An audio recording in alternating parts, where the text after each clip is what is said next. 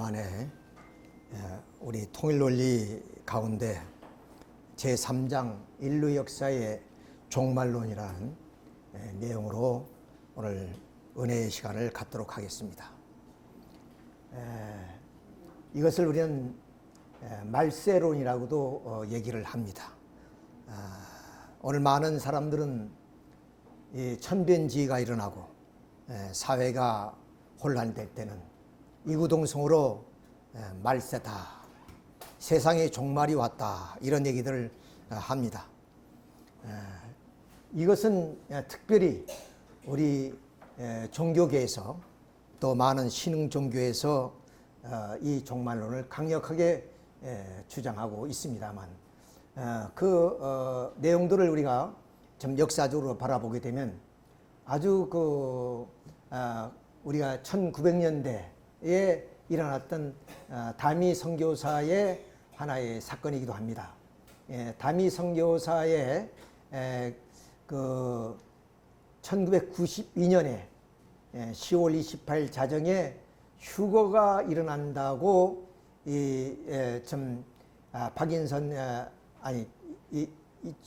다미 선교사에서 그렇게 이제 주장을 하게 됩니다. 그래서 좀 매스컴에서 관심을 가지고 생중계를 한 적이 있습니다.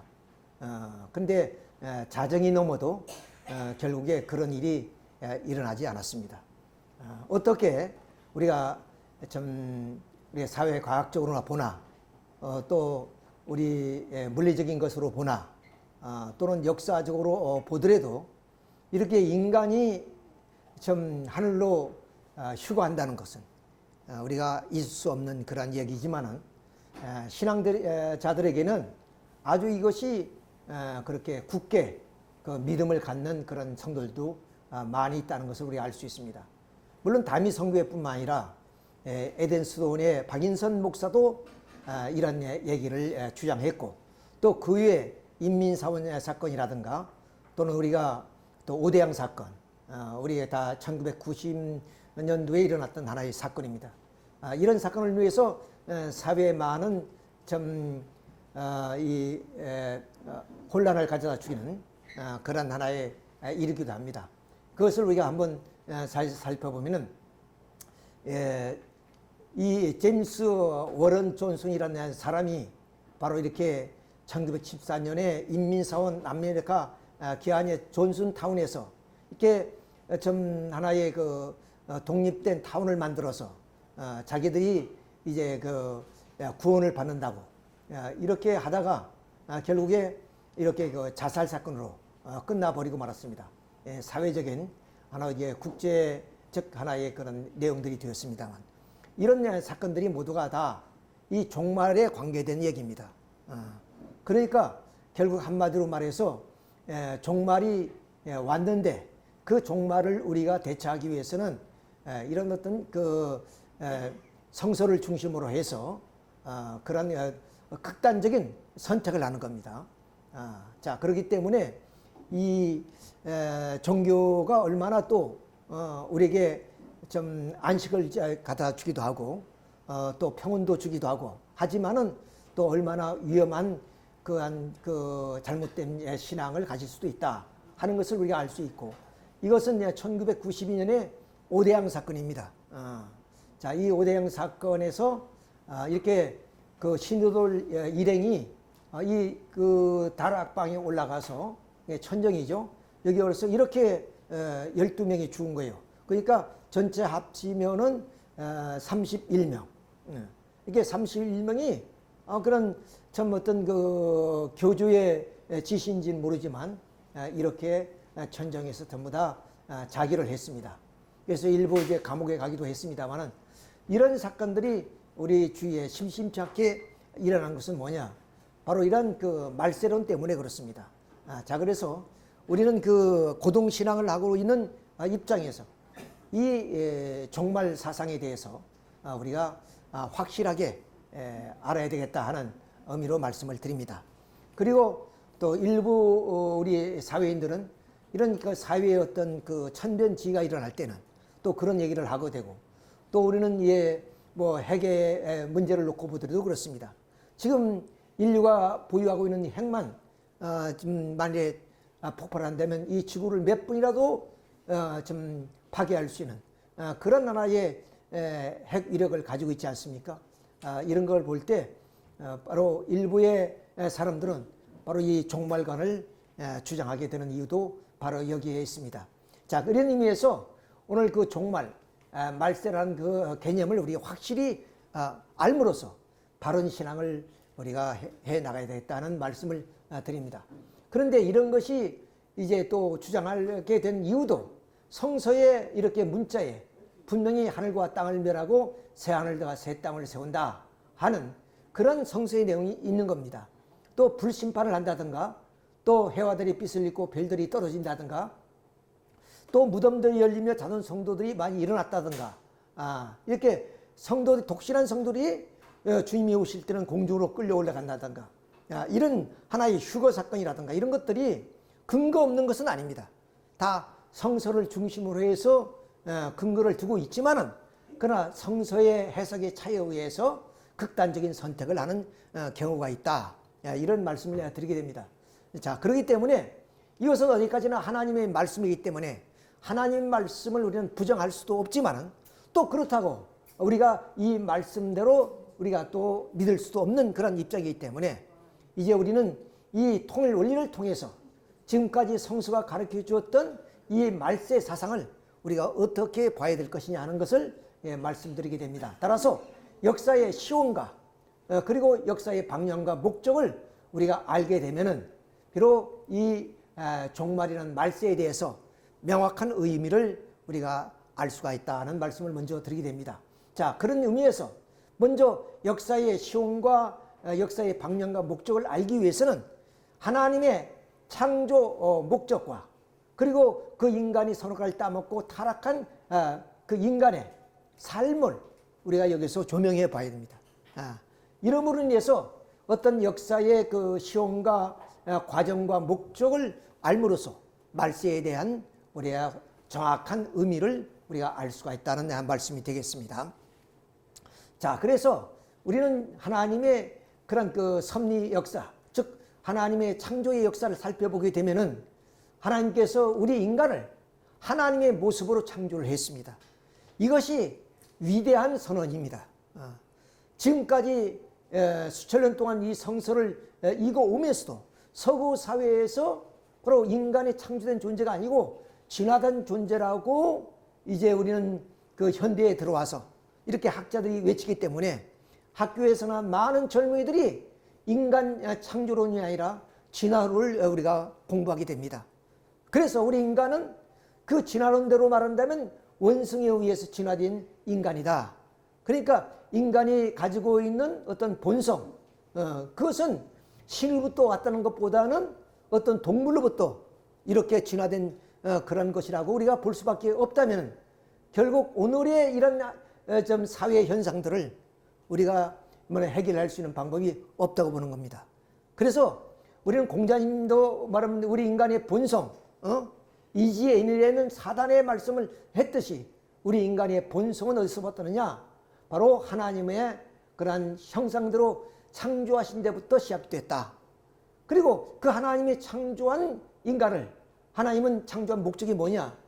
기쁘기 위해서 창조하셨기 때문에 그 창조된 하나님의 아들, 딸들이 하나님의 축복을 해 주신 것입니다.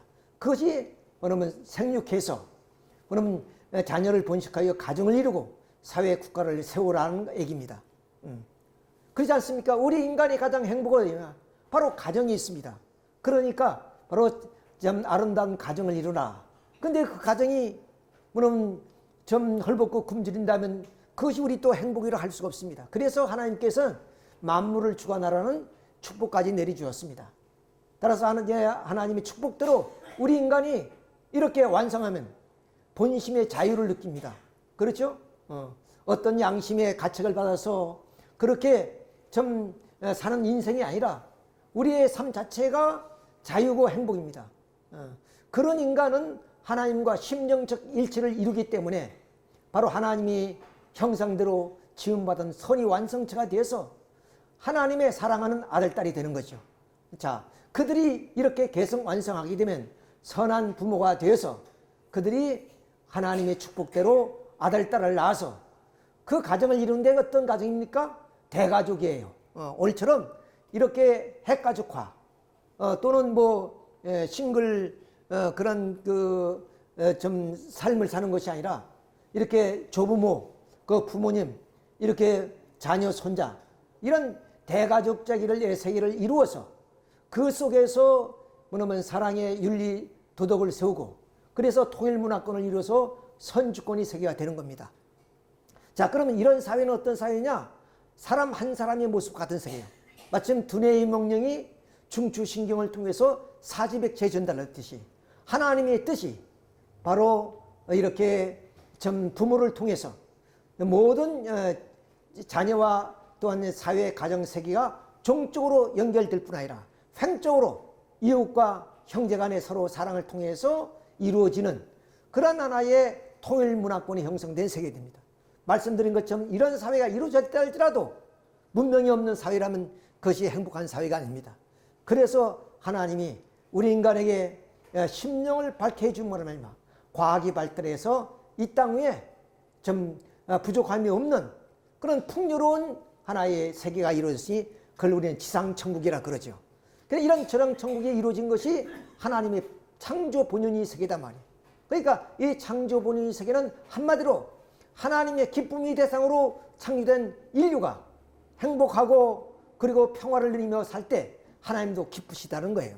자, 이런 기쁨을 위해 창조하신 이 세계가 이루어지는 세계는 지상천국이다 하는 것을 우리가 알 수 있습니다.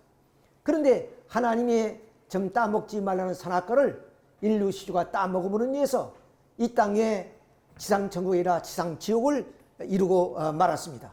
따라서 이 세계는 누가 지배하느냐? 사탄 마귀가 지배하는, 즉 사탄이가 임금이요 사탄이가 신이 된 그런 하나의 세상이 되어버렸습니다. 그래서 바울은 바로 우리는 마귀의 자식이라고 그랬고 예수님도 독사의 자식, 마귀의 자식이라고 그랬습니다. 자, 그러니까 우리 인간은 하나님의 자녀가 되어서 하나님의 기쁨의 대상이 되어야 되는데 마귀의 자식이 되어서 마귀의 그런 주권권에서 살고 있는 오늘 우리들이 현실이다. 그럼 이 세계를 뭐냐면 우리 인간도 원하지 않은 세계였고 하나님도 원하지 않은 세계이기 때문에 이러한 세계를 그대로 방임해 두냐. 하나님은 비록 인간이 잘못으로 타락한 세계를 이뤘지만 하나님은 영원하신 분이고 선한 분이시기 때문에 이 타락한 인간을 구원하지 않을 수가 없다는 겁니다. 만약 하나님께서 이 타락한 인간을 구원하지 않는다면 하나님은 무지한 하나님, 또 하나님은 능력이 없는 그런 하나님이 될 것입니다. 이사야 46장 11절에 내가 말했으니 정령이 이룰 것이요 경령이 했으니 정령 행하리라 하신 말씀처럼 하나님이 한번 기쁨을 위해서 창조한 이 세계가 인간이 타락으로 이런 세계가 됐다 할지라도 하나님께서는 용서하시고 이런 인간을 구원하실 수밖에 없게 된다. 그래서 우리는 하나님을 사랑의 하나님이라고 말씀을 드리는 이유가 여기 있습니다. 자, 그러면 하나님의 구원은 어떤 구원이겠느냐? 마침 병든 사람을 구원하는 것은 병들기 전에 건강한 모습으로 복귀시키는 것을 의미합니다.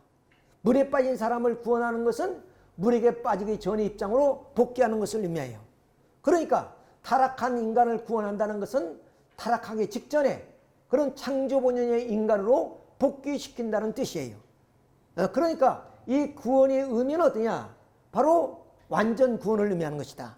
즉 본래의 입장으로 돌아가서 본래의 모든 상실했던 것을 다 찾아 세우는 것을 의미하는 것이다는 그런 얘기가 됐습니다. 그래서 우리는 하나님을 믿으면 어느 정도 구원받느냐? 완전 구원받는. 그래서 예수님은 하늘 아버지 완전함 같이 온전하라 하는 바로 이 구원의 목표를 말씀해 주셨던 겁니다.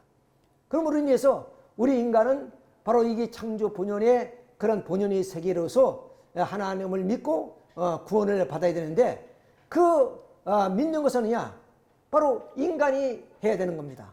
하나님이 구원을 다 하나님이 은총으로만 대해주는 것이 아니라 하나님이 은총과 함께 인간이 하나님을 믿음으로써 이 구원이 이루어진다는 사실입니다. 이것은 이미 창조를 위해서 말씀드린 내용이지만은 인간은 반드시 따먹지 말라는 그 책임을 주었기 때문에 인간이 책임담을 했더라면 인간은 타락하지 않았을 거예요. 그러니까 타락한 인간을 구원하는 것도 따먹지 말라는 책임을 준 것처럼 이 구원의 길, 즉 복귀의 길도 인간이 무슨 책임을 해야만이 구원이 이루어지게 되는 것이다. 그래서 오늘날 인류 역사가 왜 이렇게 오랫동안 구원을 이루지 못하고 연장되어 왔느냐?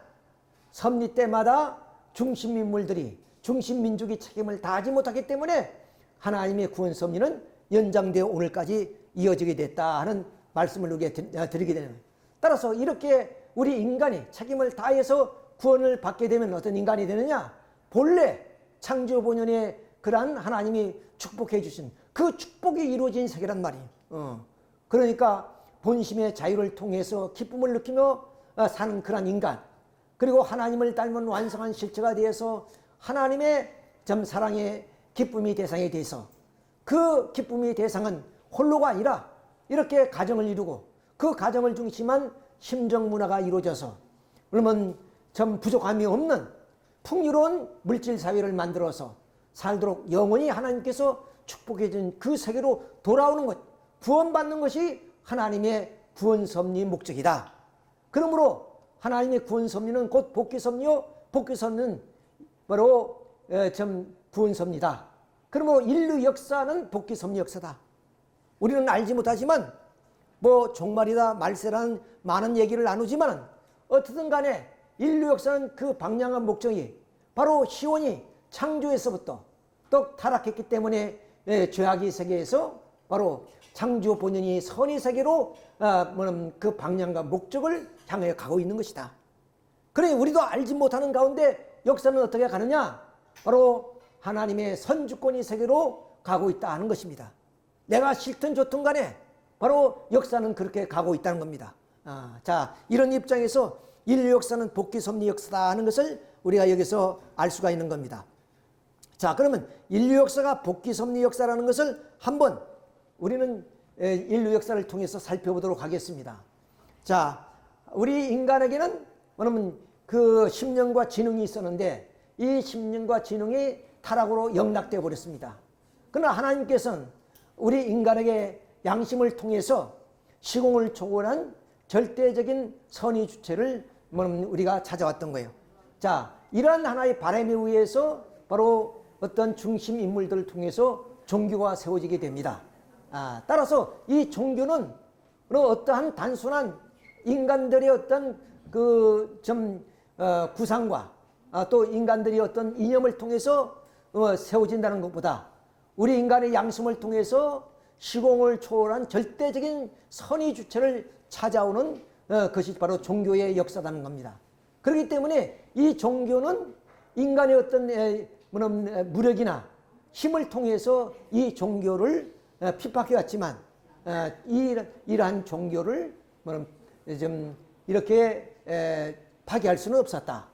그것은 우리의 역사를 보게 되면 알 수 있습니다. 중국의 지금 역사는 춘추 전국 시대에서부터 진통일, 그리고 전남, 신, 후한, 삼국, 서진, 동진을 거쳐서 바로 5대 북송남송 원명청이라는 이런 긴 역사를 이어왔습니다. 이런 긴 역사 속에서 얼마나 많은 그런 유교나 불교와 순환의 길을 걸어왔습니까? 그렇지만 그런 하나의 권력이라든가 그런 힘은 결국에 이런 종교를 파괴시키지 못했고 그 종교는 지금도 남아져 있다는 것을 우리가 볼 때 이런 종교는 인간의 어떤 그 사유에 의해서 인간의 사고에 의해서 그렇게 세워지는 것이 아니라 인간의 양심의 그런 하나의 지향하는 목적에 의해서 이렇게 시공을 초월한 어떤 절대적인 선의 주체를 찾아온 것이 종교의 역사였다 하는 것을 우리가 알 수가 있습니다. 또 중동의 역사를 보면 사라센 장국, 동속 칼리프, 셀주 터키, 오스만 터키를 이어진 이슬람 종교는 지금도 염려이 남아져 있습니다. 그리고 인도는 마우리아, 안드라, 급타, 바르다나, 사만, 가주니, 무갈 제국을 거쳐서 오늘의 인도에 이르렀지만 그들이 신봉하는 힌두교는 많은 박해 속에도 그대로 남아져 있는 이유가 바로 여기 있습니다.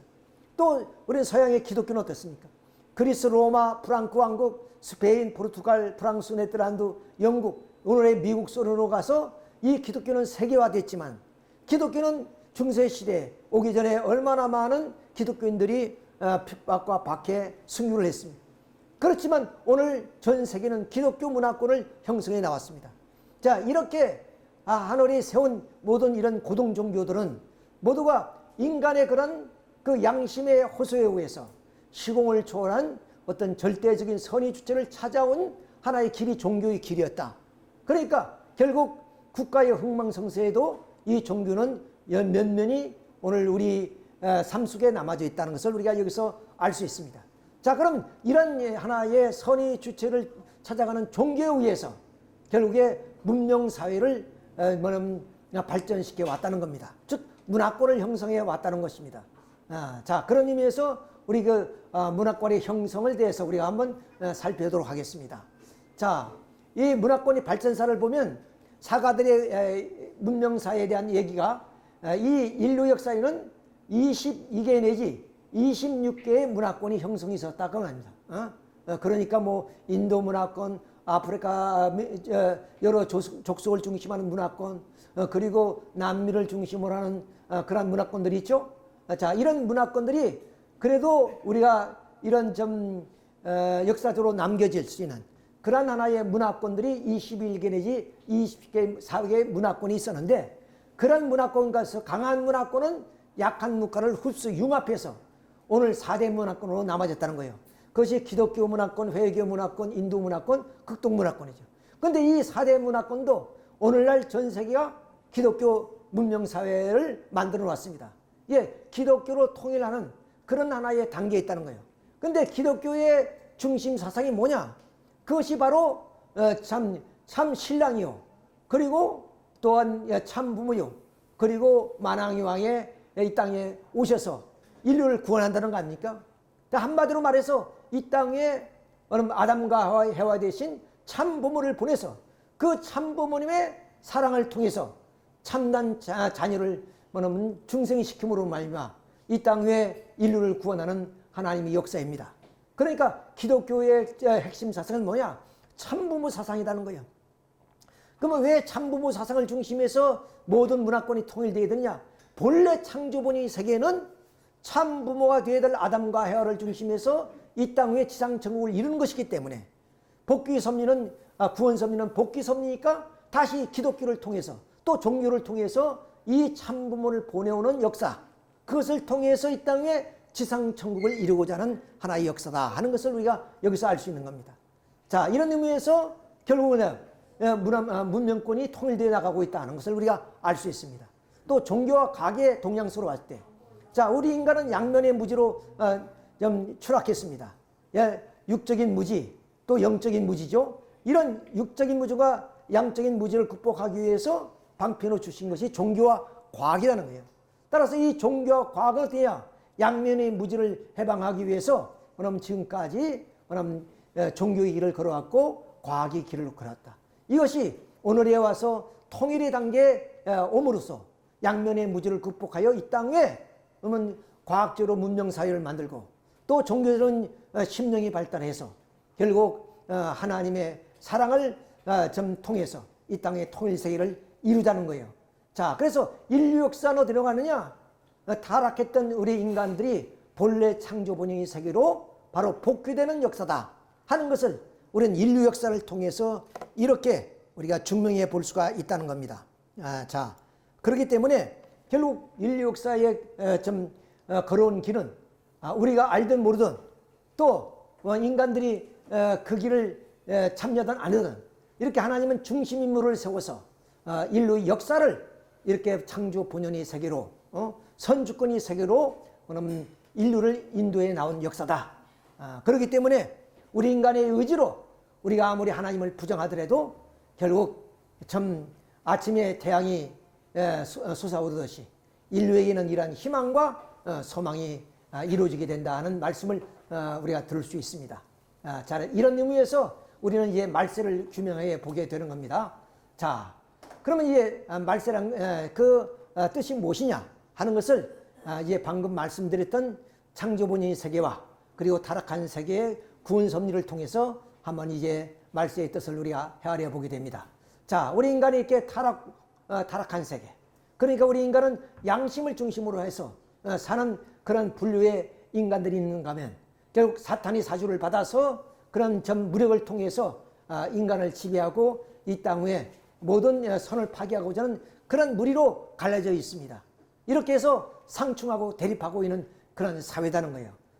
자, 그런데 하나님께서 이미 말씀드렸죠. 이렇게 좀 인간을 구원하신다는 거죠. 인류 역사를 통해서 창조본의 세계로 인류 역사를 이끌어 나오신단 말이에요. 자, 그러니까 하나님이 섭리는 뭐냐면 이렇게 사탄 주권의 죄악의 세계에서 하나님의 주권인 창조이상 세계로 이렇게 뭐냐면 교차되어야 된단 말이에요. 그렇잖아요. 역사가 이렇게 복귀 역사라면 이렇게 타락한 세계에서 창조본의 세계로 돌아가는 세계라면 전환점이 있어야 될 거예요. 전환점이. 그러니까 사탄 주권을 중심에서 이루어지던 세계가 이제 하나님의 좀 참사랑의 주관을 통해서 창조 본영의 세계로 이제 돌아가는 역사라면 그 역사 속에 이 전환점이 있어야 될 것이다. 그 전환점을 우리는 말세라 그런다. 말세라 그런다. 자, 그러니까 반드시 이 전환점이 없이는 어디에 있어요? 이런 복귀 섭리가 이루어질 수 없다. 그래서 이렇게 전환점이란 것은 우리가 이미 좀 말씀드린 것처럼 인류의 역사가 끝이 나고 또 인류가 파멸되고 이런 것이 아니라 바로 이 창조본의 세계로 돌아오는 그런 하나의 전환점을 의미하는 것이다. 그러니까 반드시 인류 역사 속에는 이러한 새로운 세계가 도래할 그런 전환점이 필요하다. 그러니까 이것은 모든 사람들이 다 동감하고 있는 내용입니다. 뭐 종교를 갖든 안 갖든 간에 뭐는 말세, 종말이 와야 된다는 그 얘기는 누구나 동감이지만 그 종말을 어떻게 맞이하느냐 하는 문제는 결국에 이러한 관점에서 우리가 말세를 바라보게 되면 그 말세는 희망과 소망이 있고 그리고 우리의 꿈이 실현되는 것이다. 지금까지 사탄 주권에 의해서 지배받던 하나의 세계에서 본심의 자유를 통해서 사랑을 누리며 살 수 있는 하나의 세계로 전환되는 세계가 바로 말세의 때인 것이다. 그러므로 말세는 이 땅 위에 도래해야 된다 하는 데는 뭐냐면 세상 사람들이 말하는 거와 의미는 도래해야 된다는 뜻은 같습니다. 그러나 그 말세가 어떻게 우리가 맞이해서 그 말세를 우리가 넘어가야 되냐 하나의 방법론에 대해서는 우리가 생각해 봐야 될 문제다 하는 말씀을 드립니다. 따라서 이런 말세 때는 어떠냐? 낡은 인습과 관습 속에 살던 그런 우리들의 태도에서 새로운 질서와 전통으로 우리는 우리의 모든 우리 생각을 바꿔야 된다는 거죠. 또 원시 사회에서 문명 사회로 이렇게 이 말세를 통해서 이렇게 전환된다는 겁니다. 반목과 분열의 사회에서 이 말세를 통해서 조화와 통일의 세계로 간다는 것이고 선천 죄악의 세계에서 후천 개벽의 시대 이런 평화의 세계 이런 세계가 이루어지게 되는 것이다. 그러므로 말세는 우리가 소망으로 바라보고 우리가 반드시 말세를 맞이해야 된다 하는 것을 우리가 여기서 말씀드릴 수 있는. 그래서 말세는 공포와 그리고 인류의 멸망 때가 아니라 인류에게 새로운 희망이 심어지는 그러한 때가 말세라는 것을 우리가 아셔야 돼요. 그러면 말세는 인류 역사 속에 앞으로 여러 번이 있었다는 거예요. 원래 하나님의 창조 목적은 소생, 장성, 그리고 완성 이렇게 3단계 성장 구상을 통해서 완성하도록 되어 있는 것입니다. 자, 그런데 인간이 장성기 완성급에서 뭐냐면 사탄의 그러한 미혹을 받고 타락해버리고 말았습니다. 그렇기 때문에 하나님께서는 1600년이 지나서 바로 노아를 세우셔서 노아를 통해서 이 죄악의 세계를 심판하시고 새로운 하나의 신천신지 새 세계를 이루었던 것입니다. 그렇기 때문에 창세기 6장에서 보면 하나님이 노아에게 이르되 혈육 있는 자의 강포가 땅에 가득함으로 끝날이 내 앞에 이루었으니 내가 그들을 멸하리라. 그래서 홍수 심판을 단행했던 것이에요. 자, 그러니까 과거에 인습에 젖어 있는 모든 인류를 멸하고 노아 가정을 통해서 새로운 신천신지 새 세계를 이루었기 때문에 노아 때 말세했던 거예요. 그러나 노아의 둘째 아들 함이 타락으로 말미암아 이 노아를 중심한 구원 섭리가 이루지 못해서 다시 하나님은 이에 4000년 역사를 이어나올 수밖에 없습니다. 따라서 예수님의 때도 말세했다는 거예요. 따라서 지금까지 4000년 동안에 뭐냐면 이 사탄을 중심하는 모든 인류 역사를 이제는 예수님을 중심으로 해서 바로 심판함으로 말미암아 새로운 신천지지 새 세계를 이루어야 했기 때문에 예수님 때도 말세가 되는 것입니다. 그러므로 말라기 4장 1절에 교만한 자와 악을 행하는 자는 다 초기에 갈 것이라. 그 이런 날이 그들을 살라 그 뿌리와 가지를 남기지 아니할 것이라. 인자는 심판으로 오셨다는 말씀도 바로 이런 의미를 가지고 있습니다. 그러나 이스라엘 민족이 예수님을 십자가에 못 박아보는 위해서 바로 그런 말세를 좀 이루지 못하고 다시 죄악의 역사는 또 2000년 연장이 돼서 재림주 때로 이어지게 됐다. 따라서 재림주 때도 이 땅에 노아 때 된 것 같이 인자 때처럼 이 죄악을 심판하고 이제는 신천신지의 새 세계인 후천 계백 시대를 여시게 되는 겁니다. 그렇기 때문에 바로 예수님 때 재림 때도 말세라는 사실을 우리는 여기서 알 수 있습니다. 자, 이렇게 우리는 인류 역사에 말세는 여러 번이 있었다는 것을 알 수 있고, 그런데 왜 실패했느냐? 바로 하나님의 섭리는 하나님의 책임 분담과 인간 책임 분담에 의해서 이루어지는 것이기 때문에 인간 중심 인물들이 책임을 못함으로 인해서 결국 섭리 역사는 연장되어 나올 수밖에 없었다. 그러므로 인해서 말세는 여러 번 섭리사에 나타나게 된다는 것을 우리가 여기서 알 수가 있게 되는 것입니다.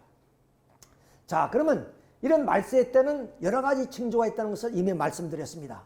자, 불심판이 이루어지고 해와 달의 별들이 떨어지는 현상, 무덤들이 열리고 작은 성도들이 일어난다는 얘기, 또 공중에서 청들이 끌려 올라간다는, 그래서 새하늘과 새 땅이 하늘에서 내려온다는, 오늘 우리는 상식적으로 이해될 수 없는 일들이 이 말세 때 징조로서 이렇게 나타난다. 그러니까 오늘 참변지가 일어나고 지진이 일어나고 무슨 사건 사고가 일어나고 이랬을 때 말세가 아닌가, 이런 생각을 갖게 되는데, 자, 그러면 이러한 성서에서 말하는 말세의 징조는 과연 글자 그대로 이루어지겠느냐? 만약 글자 그대로 이루어진다면 지구도 남아나지 않을 거죠.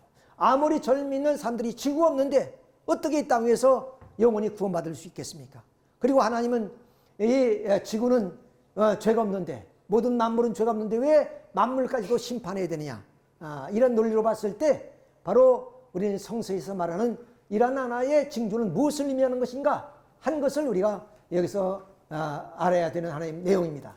자, 그래서 첫째, 그러면 땅을 멸하고 불심판, 그러면 새하늘과 새 땅을 세운다. 이 창세기 6장 14절에 하신 말씀이에요. 그리고 전도서 1장 4절에 보면 한 세대는 가도 한 세대는 오되 땅은 영원히 있다 그랬습니다. 분명히 창세기 1장 14절에는 그들을 땅과 함께 멸한다 하는데 전도서에서는 땅은 영원한 것이라고 말씀했어요. 이렇게 상반된 얘기를 하고 있습니다. 또 시편 78편 69절에 영원히 두신 땅과 같이, 그러니까 땅이 심판의 대상이 아니라는 얘기가 되는 거겠죠. 자, 그러면 우리가 하나의 국가를 멸한다 하는 것은 땅을 멸한다는 말이 아니거든요. 그건 주권을 말한다. 자, 고려의 주권이 망한 것은 바로 이조의 주권으로 바꿔진 걸 말하지. 그럼 고려의 땅덩어리가 없어지고 이조의 땅이 새로 세워진 것이 아니다 그 말이에요. 그러니까 결국에 이 땅이란 것은 타락한 세계의 주권을 의미하는 것입니다. 자, 그래서 새 나라를 건설한다는 것은 새로운 주권, 사탄 주권이 세계에서 하나님의 사랑에 의한 주권이 세워지는 그런 때를 말한 것이다 하는 의미가 되는 것입니다. 그래서 하늘과 땅을 멸한다는 것은 사탄 주권을 멸하고 하나님의 주권하에 신천신지의 새 세계를 이루게 되는 것이다 하는 얘기에 대해서. 근데 이것을 글자 그대로 받아들임으로 인해서 바로 이 말세 때는 공포 있다라고 우리가 생각하지만, 이 악주권에서 좀 우리가 지배받던 그런 시대에서 하나님의 사랑의 그런 주권을 받는 그 천지가 어떤 세계였습니까? 이런 말세가 어떻게 와야 된다 하는 것을 우리가 알 수 있고, 불심판한다는 얘기가 있습니다. 베드로후서 3장 12절에 자, 그때 오냐면 불심판이라는 것은 어디가 뭘느냐? 말세 때는 내가 불로 심판을 하신다. 이게 예수님도 분명히 불심판을 말씀하시는데 과연 불심판을 하겠느냐? 우리는 불이란 의미를 좀 이해를 해 볼 필요 있습니다. 야고보서 3장 8절에 보면 혀는 곧 불이다 하는 말씀이 있습니다. 그 의미는 무엇이냐? 바로 이 혀라는 것은 뭐냐면, 불이라는 뜻은 바로 그 불심판은 혀심판이다. 그 혀심판이란 말은 뭐냐면 곧 말씀 심판이라는 뜻이다. 우리가 말하면 혀라는 말은 말씀을 표상하고 상징한다는 말이에요. 그래서 불심판하겠다는 말은 곧 말씀 심판한다는 뜻이다. 자, 그러면서 에레미야 23장 29절에 내 말이 불같지 아니하냐. 그렇게 뭐냐면 진노하는 그 말씀, 그것이 불 같다 그 말씀입니다. 자, 요한복음 5장 14절에 내 말을 듣고 나 보내신 자를 믿는 자는 사망에서 생명으로 구원받는다 했습니다. 자, 그분이 누구입니까? 말씀으로 실체화된, 말씀이 실체로 오신 예수님을 의미합니다. 그렇기 때문에 예수님은 말씀으로 이 땅 위에 심판하시기 오신 분이다. 이사야 11장 4절에 보면 입이 막대기로 세상을 치며 입술의 기운으로 악인을 죽인다 그랬습니다. 자, 입이 막대기와 입술의 기운은 뭡니까? 말씀을 의미하는 것이다. 그러므로 불심판한다는 것은 곧 진리 심판을 한다. 이 상에 살면서 인생의 근본 의의도 모르고 또 역사의 그런 시원도 모른 채 우리가 살아가는 이런 사람들은 바로 이 시대 말세 때가 되면 이런 진리를 모르기 때문에 그 역사와 함께 사라진다는 거예요. 그러나 이런 말씀을 받고 그 말씀대로 살게 되면 그 심판을 해요. 새로운 신천신지 세계로 입성하는 겁니다. 그렇기 때문에 불심판한다는 것은 뭐냐? 우리가 진리를 아느냐 모르냐 이것을 의미하는 것이다 하는 것을 우리가 알 수 있습니다. 자, 그렇기 때문에 하나님의 복귀 섭리의 목적은 결국 뭐냐면 이 땅의 말씀을 다시 찾아 세우기 위한 그런 하나의 역사이기 때문에 말씀이 심판의 기준이 된다 하는 말씀을 우리가 드릴 수가 있게 되는 겁니다. 자, 그러면 또 우리가 공중으로 인상한다는 그런 내용이 있습니다. 자, 우리 인간이 어떻게 공중으로 이렇게 날개도 없는데 구름수로 올라갈 수 있느냐, 이런 기괴한 하나의 현상. 그건 하나님이 전지전능하시니까 그럴 수 있을 것이라고 믿는 성도도 있지만은 여기에 하늘이라는 것은 우리가 말하는 저 스카이, 그런 푸른 하늘을 의미하는 것이 아닙니다. 자, 문자적인 것을 의미하는 것이 아니라 어떤 비유와 상징이라는 것을 우리가 아셔야 돼요. 자, 우리는 하늘 하면 우리는 높고 그리고 거룩하고 성스럽고 이런 하나의 참된 것을 의미합니다. 그렇기 때문에 참 예수님은 이 땅에서 오셨지만 하늘에서 온 인자, 하나님은 무소부자지만 어디에 안 계신 데 없지만은 뭐는 하나님은 하늘에 계신 우리 아버지 그런다 말이에요. 그러니까 하늘이란 건 선하고 높고 거룩하고 참된 것을 의미하고, 반대로 땅이란 것은 악하고 낮고 천하고 거짓된 것을 의미하는 것이기 때문에 결국 우리가 하늘로 끌려 주를 영접한다는 얘기는 무엇이냐? 이 좀 죄악의 세계에서, 이렇게 타락한 죄악의 세계에서 죄가 없는 선주권의 세계로 주님이 오시게 되면 그런 새로운 신천신지의 새 세계가 도래할 것이다 하는 것을 의미하는 말씀이지, 우리 인간이 어떻게 하늘로 올라갈 수 있느냐 이게.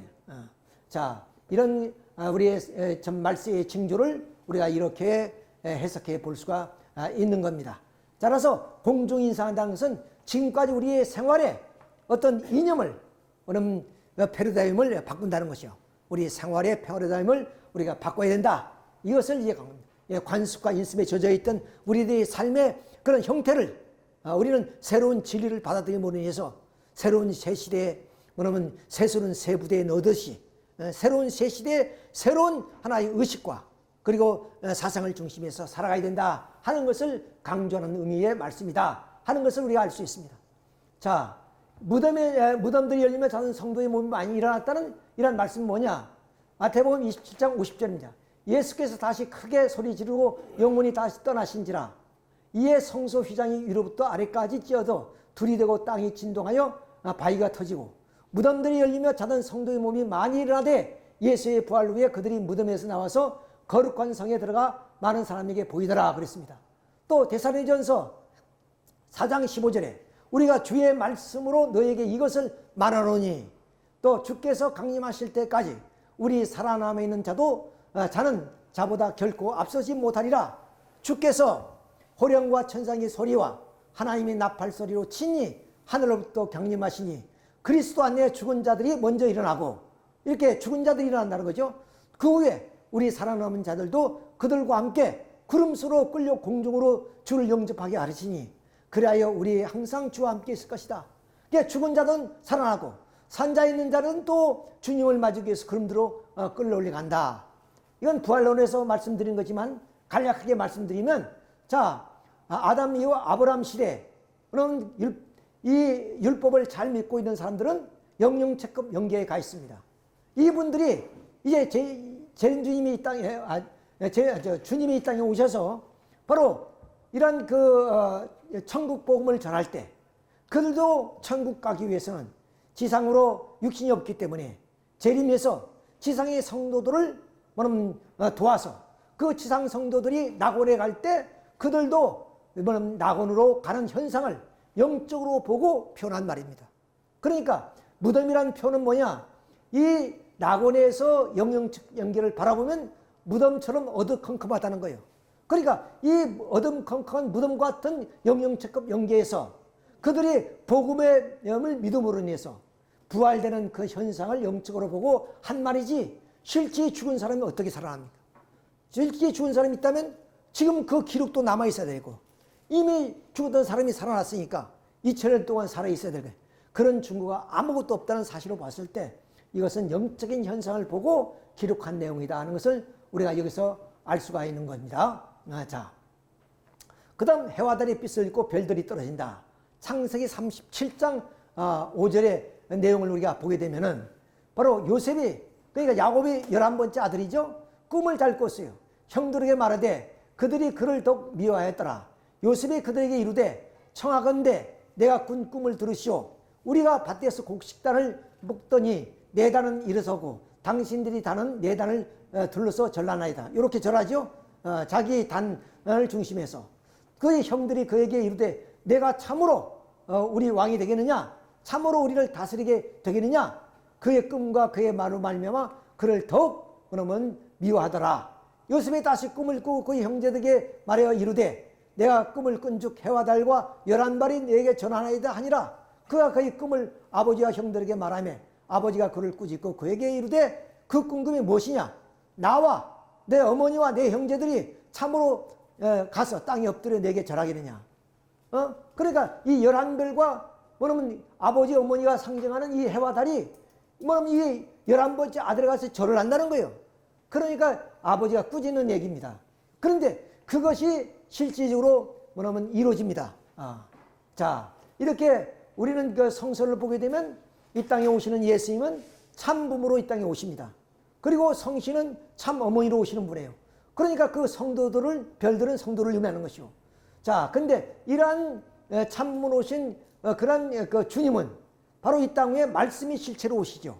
자, 그러니까 그 말씀의 실체는 무엇으로 나타납니까? 복음의 빛으로 나타나게 됩니다. 자, 이렇게 복음의 빛으로 나타난단 말이에요.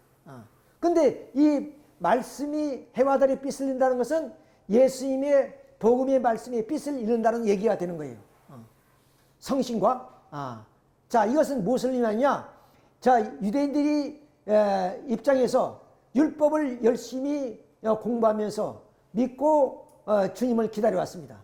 그런데 그들이 주님이 왔을 때 복음의 말씀을 거역하고 예수님을 배척함으로 말미암아 전부 지옥으로 떨어졌죠. 자, 이것처럼 오늘날 이 땅 위에 많은 그 성도들이 다시 오시는 주님을 기다리고 있는데 다시 오시는 주님이 새 말씀을 펼 때 그들도 뭐냐면 그 새 말씀을 받아들이지 못하고 말하면 마침 이처럼 이제 유대인들이 거역했듯이 그들도 거역함으로 말미암아 결국에 별들이 떨어지는 것처럼 결국에 그들이 지옥으로 떨어진다는 것을 의미하는 겁니다. 그러니까 바로 이 창세기의 큰 꿈이 바로 이 요셉을 실체적으로 이 애굽 땅에서 이루어지는데 그것이 바로 이 땅에 메시아로 오시는 그런 분이시고 성신으로 오시는 분이 부모의 입장에서 이 땅 위에 말씀을 통해서 인류를 구원하실 때 예수님의 말씀이 복음의 빛이라고 했고 이 땅 위에 재림주님이 오셔서 주시는 새 말씀 그것이 바로 이 땅 위에 우리 인류를 구원하실 새 말씀이 되는 것이다. 그런 새 말씀을 거역하고 함으로 말미암아 그 성도들이 결국에 지옥으로 떨어지는 현상을 별들이 떨어지는 것으로 표현했다 하는 것을 우리가 여기서 알 수가 있는 겁니다. 자, 이렇게 해서 우리는 그 말세의 징조들을 한번 살펴봤습니다. 자, 그러면 그 말세는 언제 오느냐? 요한복음 21장 22절에 보면 그 베드로의 죽음에 대해서 말씀하실 때 베드로가 요한은 어떻게 될 것이냐고 물으니까 내가 요한이 상전에 온들 내가 무슨 관계가 있느냐 하신 말씀도 있고, 또 마태복음 10장 23절에 보면은 예루살렘 성을 다 돌아오지 않고 내가 올 것이다. 또 마태복음 16장 28절은 여기에 있는 사람 가운데 내가 오는 것을 볼 자도 있느니라 그랬습니다. 그러니까 예수님은 제 아들이 죽기 전에 올 것이라고 얘기했지만 지금까지 그러면 예수님은 이렇게 예수님 앞에 나타나지, 제 아들 앞에 나타나지 않았습니다. 근데 마태복음 24장 4절부터 9절에 보면은 바로 이 땅 위에 예수님이 오실 때는 어떻게 오시느냐, 우리 성경 말씀을 한번 살펴보도록 하겠습니다. 예수께서 감난산 위에 앉으셨을 때 제 아들이 조용히 와서 이르되 우리에게 이르소서 어느 때 이런 일이 있사옵니까? 즉 언제 주님이 오십니까? 세상 것이 무슨 징조가 있습니까? 말세 때 어떤 징조입니까? 이런 말씀을 합니다. 예수께서 대답하여 이르시되 너희가 사람의 미혹을 받지 않도록 주의하라. 많은 사람이 말세 때는 내 이름으로 와서 이르되 나는 그리스도야. 이게 적 그리스도가 온다는 겁니다. 난리와 난리 소문을 듣겠으나 너희는 삼가 두려워하지 말라. 이런 일이 있어야 되는지 아직 끝이 아니라. 그러니까 말세 때는 그러면 과거의 인습과 관습에 젖어 있는 그런 사람한테는 두려운 하나의 세상이죠. 그러나 민족이 민족, 나라가 나라를 대적할 것이요 곳곳에 기근과 진이 있으리니 이 모든 것이 재난이 이것이 징조다 이거예요. 그때 사람들이 너희를 환난에 넘겨주겠으며 너희를 죽이리니 너희가 내 이름 때문에 모든 민족의 미움을 받으리라. 그때 많은 사람이 실족하게 되어 서로 잡아주고 미워하리라. 그러니까 하나님의 이름으로, 그런 주님의 이름으로 믿고 있는 성도들이 많은 환난을 받게 되는 것을 여기서 말하고 있습니다. 거짓 선지자들이 많이 일어나 사람을 미혹하겠으며 불법이 상함으로 많은 사람이 사랑이 식어지니라. 그러니까 끝까지 견디는 자는 구원을 얻으리라. 천국 복음이 모든 민족에 증언되기 위해서 온 세상에 전파되리니 그제야 끝이라.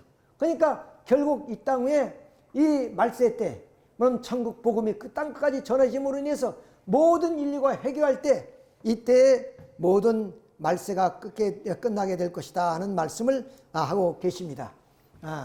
자, 또 말세 때는 어디냐? 무화과 나무의 비유를 배우라. 그 가지가 연해지고 잎사귀를 내면 여름이 가까운 줄 아나니, 이런 말씀하십니다.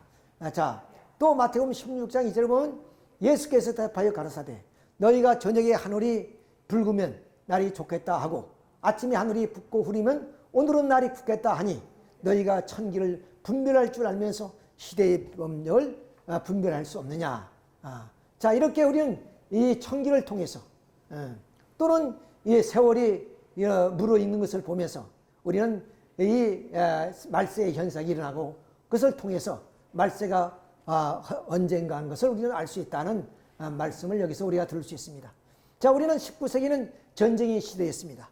2차 대전이 이렇게 유럽을 중심으로 하는 전쟁, 또 일본을 중심으로 해서 태평전쟁이 이렇게 일어났지 않습니까? 많은 사람이 살상을 당했고 많은 것이 파괴되었습니다. 이런 이때 또 오늘날 우크라이나에서 이런 전쟁들이 일어나고 있습니다. 이런 것을 봤을 때 오늘의 시대는 어떤 시대인가 하는 것을 알 수 있습니다.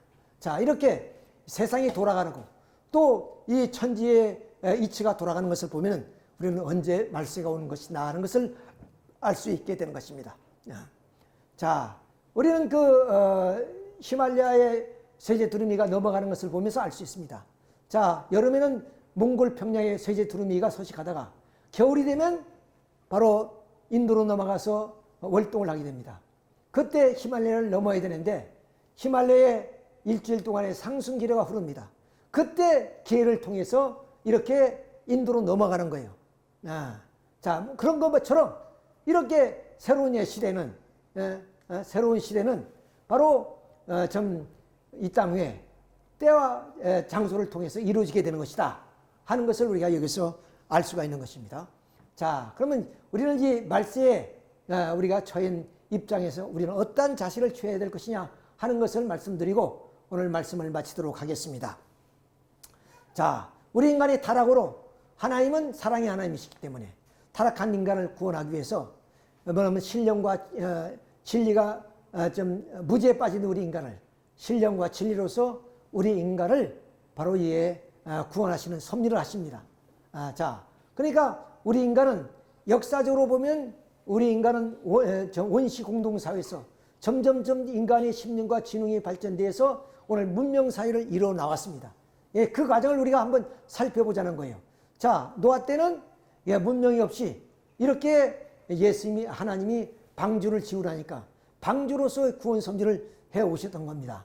그런데 다시 400년이 지난 아브라함 때는 방주가 아니고 그럼 이 양으로 제사를 지면서 하나님의 구원 섭리를 이루어 나왔던 거예요. 그럼 왜 이렇게 해놨냐? 인간의 심령과 지능이 범위와 정도와 방법에 따라서 다르기 때문에 그렇다는 거예요. 노아 때는 무지하기 때문에 결국 이런 방주라는 어떤 그 형태를 통해서 구원 섭리를 한 겁니다. 그리고 400년이 지난 아브라함 때는 인간의 그 심령과 지능이 조금 높아지기 때문에 그에 맞는 하나의 제물을 드리도록 했던 겁니다. 자, 그러면 모세 때는 어떠냐? 그만큼 인간의 심령과 지능이 높아졌기 때문에 이때는 바로 율법을 주셔서 율법을 통해서 하나님은 구원 섭리를 해 나오셨던 거예요. 자, 그러면 다시 1600년이 전 예수님 때는 어떠냐? 그만큼 인간의 심령이 높아졌기 때문에 이런 율법이 아니라 새 말씀인 복음을 주셔서 그 복음을 믿음으로 하여금 구원 섭리를 해 나오셨다는 것이야. 자, 그런데 예수님은 어디냐? 이렇게 말씀이 실체로 오셨기 때문에 그 말씀에 받는 사람에 따라서 그 말씀을 대상에 따라서 달리하셨다는 거예요. 그런데 그 말씀을 받는 사람은 마태복음 13장 14절에 보면 내가 너에게 보여줘도 들려줘도 너가 깨닫지 못함으로 말미암아 내가 비유와 상징으로 말씀하신다 그랬습니다. 그때 그러면 예수님 당시의 인간들은 그 심령과 지능이 매주 낮았기 때문에 하나님의 그러한 좀 잊어버린 진리의 말씀을 그대로 전하기는 정말 어려웠던 겁니다. 그래서 예수님께서는 그 말씀을 대상에 따라서 달리함으로써 비유와 상징으로 말씀한 내용을 기록한 것이 성서이다. 자, 그렇기 때문에 그 말씀이 성서는 그 진리 자체가 아니라 진리를 가르쳐주는 교과서와 같은 것이다. 이렇게 말씀을 드릴 수 있는 거예요. 이런 말씀을 가지고 2000년 동안 하나님은 구원 섭리를 펴 나오셨던 겁니다. 그런데 예수님께서 뭐라 했습니까? 진리 성령이 오시면 그것을 비유가 아니고 밝히 일러주신다 그랬습니다. 따라서 2000년이 지나서 오늘날에 와서는 어디냐? 바로 이 현대 지성인들이 모든 것을 논리적으로 또 이성적으로 받아들여야 되기 때문에 바로 2000년 전에 이런 비유와 상징으로 주신 말씀을 가지고 그들을 인도해 나갈 수 없습니다. 그러므로 현대의 지성인들에게 맞는 새로운 말씀이 나와야 된다 하는 이유인 것입니다. 그래서 말세 때는 새로운 말씀이 나와서 그 말씀을 통해서 우리 인간들이 가야 될 길을 제시해 주게 되는 것이다 하는 것을 우리가 알 수가 있는 거예요. 그래서 요한복음 10장 20절에 내가 비유로 말했지만 비유로 말하지 않고 아버지에 대한 것을 밝히 알려주신다 그랬고, 또 요한복음 16장 진리의 성령이 오시면 그가 자유로 말하지 않고 아버지에 대한 것을 밝히 알려주신다 그랬습니다. 그 밝히 알려주신 말씀이 뭐냐? 마침 율법 시대는 촛불이라면 어둠을 밝히는, 복음은 바로 등불이라면 바로 이 땅 위에 바로 좀 태양과 같은 그런 어둠이 없고 모든 것을 우리에게 가르쳐 줄 수 있는 그런 진리의 말씀, 새 말씀을 바로 이 재림 주님이 오셔서 밝혀주게 된다. 그 밝혀주는 말씀이 바로 새 말씀이다. 그 새 말씀에 의해서 우리 인간은 이 말세의 혼란과 그리고 어둠 속에서 이젠 밝은 그런 하나님 신천신지 새 세계로 우리가 발돋움하게 된다는 것을 우리가 이렇게 섭리사를 중심해서 알 수가 있습니다.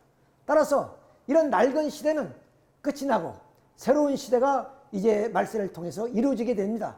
그런데 이런 낡은 시대가 끝나는 하나의 지점이 새로운 시대가 시작되는 그런 하나의 지점이 되는 거예요. 그러니까 결국에 낡은 시대의 끝나는 점이 새로운 시대의 시창기가 된다고 말입니다. 그래서 종말기는 새로운 시대에 열리는 시창기가 되기 때문에 결국 이 낡은 시대와 새로운 시대의 뭐냐면 사상적으로, 문화적으로 또는 사회적으로 충돌이 벌어질 수밖에 없는 것이다.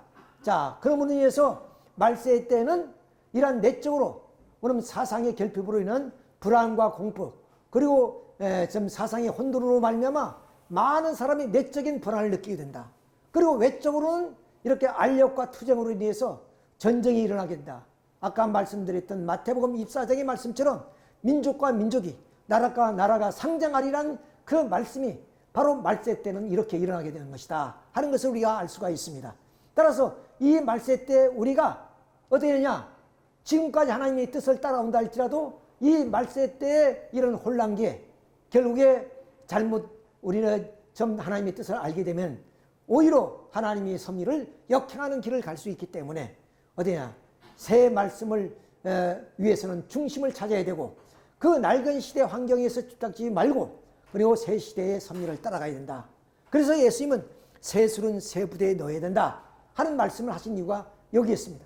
따라서 새 역사에 동참하기 위해서는 어떠냐, 우리는 이 마음의 그런 하나의 좀 양심에 준해서 우리는 기도와 또 우리는 신령에 호응해서 우리가 참된 그런 하나의 진리를 찾아서 그 진리를 통해서 새로운 우리는 심령을 호흡하면서 하나님의 참된 그런 하나의 진리를 찾아야 되겠다 하는 말씀입니다.